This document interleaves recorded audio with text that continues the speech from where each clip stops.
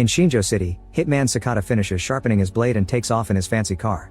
Later in a house near the beach, some Yakuza thugs report to their boss Kawano that a new gang is trying to take over the city. Irritated by his men's incompetence, Kawano puts a knife inside one of them and slashes his face. Meanwhile outside, Sakata sneaks around and brings down every guard on his way. When blood starts dripping through a window and a man's legs appear on another, the men finally realize there's an intruder and rush to take Kawano to safety. While Sakata continues to fight and kill thugs on the roof, the men try to leave with Kawano through the door, but bodies block it, so they take him to the second floor instead. Sakata expertly uses his blade to end the thugs coming after him, sending them rolling down the stairs. Eventually Kawano reaches his car only to discover the driver is already dead. After slashing a few more guys, Sakata is thrown through a glass door by a gangster. They start fighting hand to hand, using any object or piece of furniture found in the room. Sakata falls and the man sits on him to stab him, but Sakata cuts off his hand and leaves him to bleed to death on the floor. Then he goes to Kawano's bedroom and uses a thug's body as a shield against Kawano's shots. A terrified Kawano tries to escape through the balcony, but Sakata quickly catches up and finally kills him. When a thug tries to shoot Sakata by surprise, he's killed first by Sakata's handler Fujita. On their way out, Fujita pays Sakata for this mission and asks him not to retire, but Sakata refuses because his family is his priority now. All this is seen by someone in the shadows. Afterward, Sakata goes home to his wife Aoi and his daughter Ryo and takes a shower before dinner. While Sakata is changing, he hears his family screaming and finds some men wearing demon masks surrounding his family. They thank Sakata for getting rid of Kawano's gang because now their group called the Kimengumi can control the city. When one of the men grabs Ryo, Sakata tackles him and gets ready to shoot him, but he freezes when another thug shoots something on the table. Then the man starts beating Sakata up on the floor. Ryo begs the guy not to hurt her father, so Aoi rushes to get her out of the way before begging for mercy in tears. Tired of her crying, a man shoots her in the head. A furious Sakata tells Ryo to run before he attacks the strangers, but a man shoots the girl. While Sakata has a breakdown, the gang leader says that there's a demon in the city that possesses someone once every 50 years, causing them to go on a killing spree. The Kimengumi's duty is to protect the city from such demon, but Sakata still promises to kill them all one day. The men say they'll wait for that day before shooting Sakata too. Soon the police find the family and assume Sakata shot Ryo and Aoi before self-deleting. 12 years later, Mayor Sunahara is talking to the press, explaining how he transformed Shinjo City from a dangerous crime-infested area into a beautiful place of progress. He also announces that they'll be opening an integrated resort with a theater, shopping, and casino. A journalist named Kamima tries to ask about all the people who have gone missing and been killed in the last decade, including the leader of the group opposing the resort construction, but Sunahara says it's all factless rumors. In the meantime, Sakata has been living in a vegetative state in a medical prison. When his sentence is finally over, Fujita comes to pick him up and takes him to an apartment in the slums, proving that the city isn't doing as great as propaganda says. Days start to pass and Sakata is taken care of by Fujita's relative Raj, who bathes him, feeds him, and takes him on walks. One evening when they're returning to the apartment, a criminal suddenly jumps on them and stabs Sakata's arm as he screams his name. It turns out this is the thug whose hand Sakata cut off years ago and he wants revenge, but Sakata still doesn't react.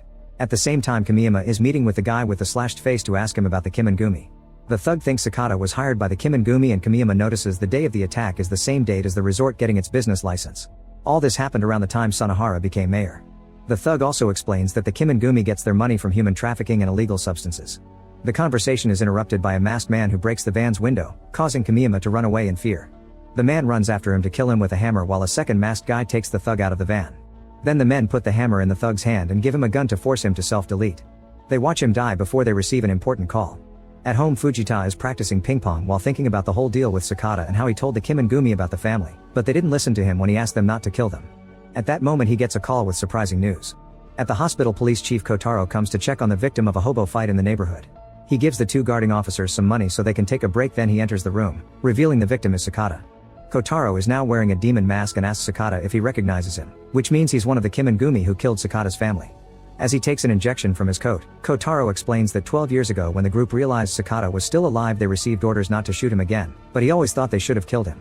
Then Kotaro injects Sakata's fore, unaware that his voice is slowly bringing Sakata out of his vegetative state. When Kotaro gets ready for a selfie he sees Sakata moving again. After accidentally falling, Sakata grabs Kotaro and makes him fall, followed by some choking. However, Kotaro hits Sakata with a few objects to push him off and lands a few kicks to knock him out. At that moment the officers come back and Kotaro has to take off the mask to stop them from shooting. As soon as the guards turn around, Kotaro puts on the mask again and shoots an officer in the face, using a pillow to cover the noise. The other officer isn't surprised because he's also part of the Kimengumi. When they discover a doctor saw all this, they shoot him as well. Suddenly Sakata wakes up and jumps on Kotaro, so the officer tries to defend his boss, which triggers a fight among the three of them. The officer ends up falling and stuck between the bed and wall while Kotaro keeps on kicking Sakata, who manages to hit his enemy's head before trying to use the fourth line to choke him. Kotaro defends himself and in the struggle they push the officer through the window. Then Sakata tries the fourth line again, and when Kotaro takes it off, Sakata finishes strangling him with the bed sheets. When Fujita and Raj arrive at the hospital, they're shocked to see Sakata walk out. He grabs some food on his way out, which triggers a memory of his family's death, further feeding his desire for revenge. The news of Sakata's revival reaches the Kimengumi, including the guys working in the illegal factory and moving the girls for sale. The leader is delighted to hear this and calls Sakata a demon loose in the city, so he starts dancing to celebrate with an ancient ritual. Soon Fujita receives a message from the Kimengumi asking him to bring them Sakata's dead body. The group drives to the factory and Sakata's body is dropped in a bag before Fujita and Raj leave. Once the bag is thrown on a conveyor machine, Sakata comes out and punches a guard before leaving the room. The factory owner Takemoto sees Sakata fighting a bunch of his employees on the cameras and immediately warns the gate guard, who opens fire at the van. Raj is immediately killed, but Fujita is only wounded and quickly shoots the guards back. After Takemoto consumes his own product, he puts on the mask that marks him as one of the killers of Sakata's family. Meanwhile, Sakata moves through the different areas of the factory, bringing down every thug in his way by using items he finds around or even smashing their heads on the wall, railings, and machinery. A worker picks up Sakata with a loader truck and covers him with trash before dropping him on the floor, so Sakata throws a knife to kill him. Another worker in a cart opens fire, so Sakata jumps on him to derail the vehicle and steals the gun to kill a few more men. Some workers jump into the cart with him and Sakata kills them with his knife, then he jumps off right before the cart crashes. Still hungry for revenge, Sakata continues to make his way through the stairs and a corridor, always killing all the men who try to stop him. When he reaches the office floor, he discovers Takemoto is already outside pressing a button on his phone. At that moment, the building blows up and Takemoto receives a call from the leader, who saw the explosion and congratulates him on his success. However, Takemoto hangs up when he sees Sakata coming out of the building protecting himself with a blanket. It looks like another fight is about to begin, but Takemoto is run over Fujita, who falls to his knees while puking blood. He apologizes to Sakata for telling the Kimengumi about his family and agrees he deserves an end too, so Sakata doesn't hesitate to shoot him. Afterwards, Sataka hangs Takemoto and starts beating him up, but Takemoto only laughs and swears loyalty to his leader. At that moment, Takemoto's phone rings and Sataka hears the leader's voice. He furiously destroys Takemoto's mask as the leader reveals that his daughter is still alive. The leader turns out to be Mayor Sunahara, and he explains that all these criminal activities bring the money to make the city progress. If Sakata wants to see his daughter again, he must let Takemoto go. However, Sakata kills Takemoto anyway. In the morning, reporters talk about all the attacks that happened last night and blame them on Sakata, saying he died in the factory explosion. Meanwhile, Ryo is now a teenager being watched by Kanta, another one of the masked men. He's in charge of the Kimengumi's human trafficking business and likes to stare at Ryo in inappropriate ways. Sunahara calls him and orders him to find Sakata, who has been hiding since the incident. In a humble neighborhood, police officer Takagawa returns to his apartment and notices the window was open before being startled by Sakata. It turns out that many years ago Sakata saved Takagawa's life, and since then the officer has been passing him information.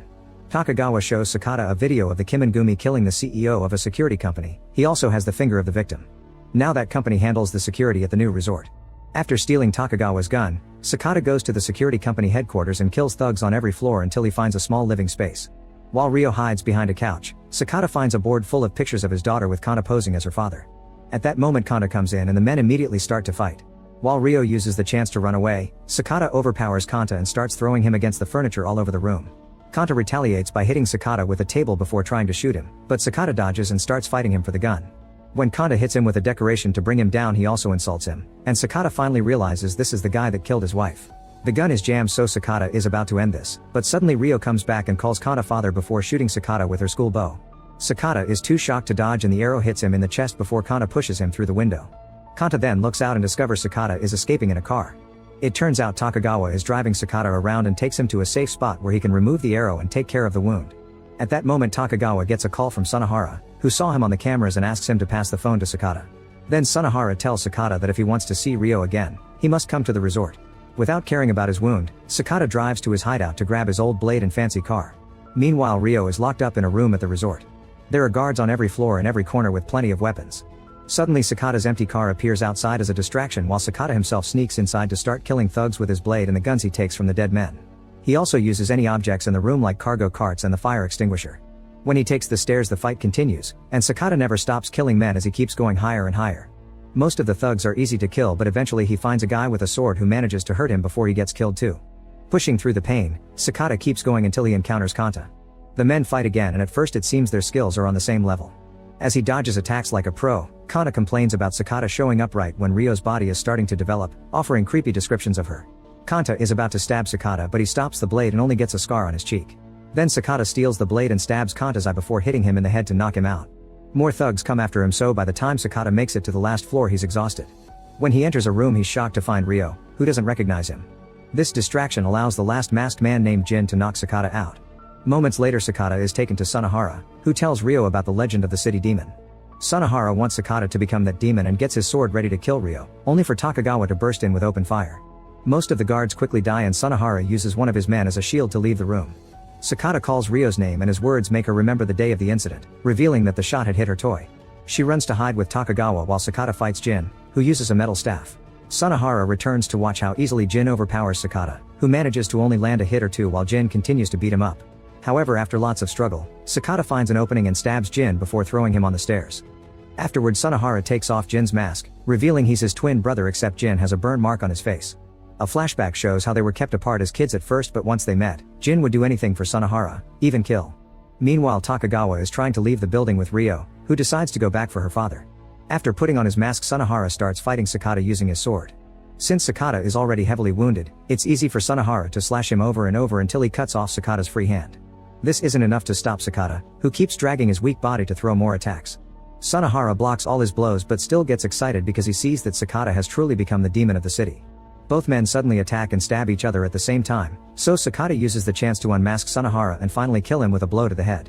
Then Sakata rolls down the stairs and notices Ryo saw everything. She tries to come closer, but at that moment Kanta reappears to shoot Sakata. Next, Kanta tries to reunite with Ryo, who doesn't want anything to do with him now that she remembers he killed her mom. He begs for her attention and Sakata appears behind him to finally kill him with his blade. Sakata collapses in Ryo's arms and offers a few words of affection before dying. Sometime later, the police, firefighters, and doctors arrive to pick up all the bodies and wounded people. One of these bodies is Jin, who is still alive. Ryo is told to wait in the ambulance, but while everyone is distracted, she runs away. A year later, Jin is pretending to be his brother and wins the elections by getting sympathy for his scar. After an interview, Jin wears the leader's mask and performs a ritual in a shrine in the forest. At that moment, Ryo shows up and shoots Jin with multiple arrows until he's dead. Then she leaves in her father's car where she keeps a family picture.